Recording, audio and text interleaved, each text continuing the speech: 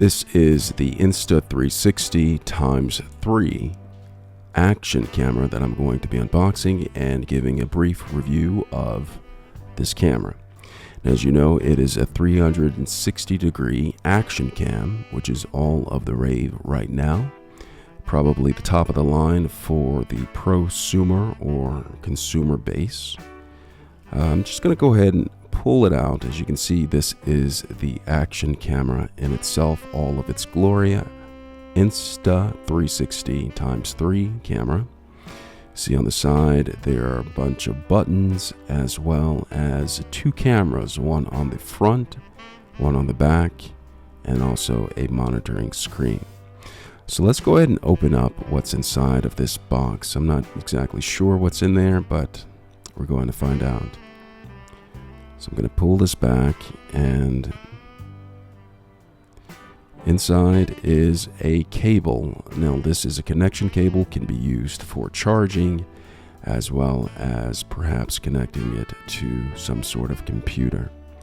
So it is a basic USB-C to USB cable. I'm going to go ahead and put that to the side, use that for charging, and perhaps use it for connecting to my computer at some point if I don't want to pull out the card. So inside of this part here, I'm not exactly sure what this is, but it looks like some sort of case, protective case that goes over the Insta360 X3 camera.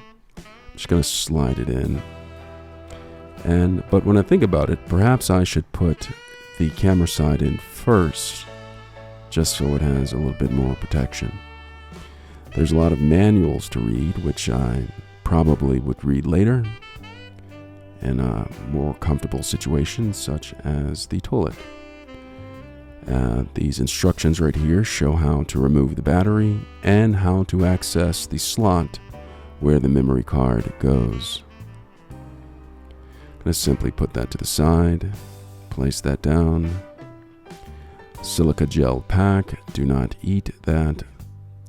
Let me check to see if there's any more goodies inside of the Insta360 X3 package. Just gonna go ahead and open that up and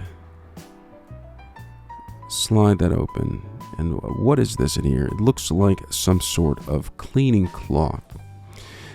Cleaning cloth is very necessary for when dirt and debris get on the lens of the Insta360 camera, or just on any part of the camera, not just the lens. This package right here talks about how the waterproofing is on the camera, as well as other things, safety guidelines, which I should go over at some point. But right now, I'm just, for the video sake purposes, I'm just going to go over some of the basic instructions and components with this. So I'm going to go ahead and slide this out and take a look at it a little bit. There is a space at the bottom for adding the selfie stick, which I do also have. But let's read this. It says, pull out the battery first and insert a micro SD card. So the battery's underneath this, so I'm just going to pull off the sticker. And once I pull off the sticker, I have access to the slots that I'm going to pinch to pull out at the battery. That it's a battery right there. And if you look closely, you'll see that there's a slot for the memory card. See that slot? Place the memory card there if you have it. And then you simply replace the battery until it's secure and in place. And there is the charger cable for it. But let's go ahead and try to turn this on to see some of the basic functions at the beginning. So what I'm going to do is I am going to peel off all of the stickers first. Alright, so I peeled off all of these stickers for the Insta360 camera.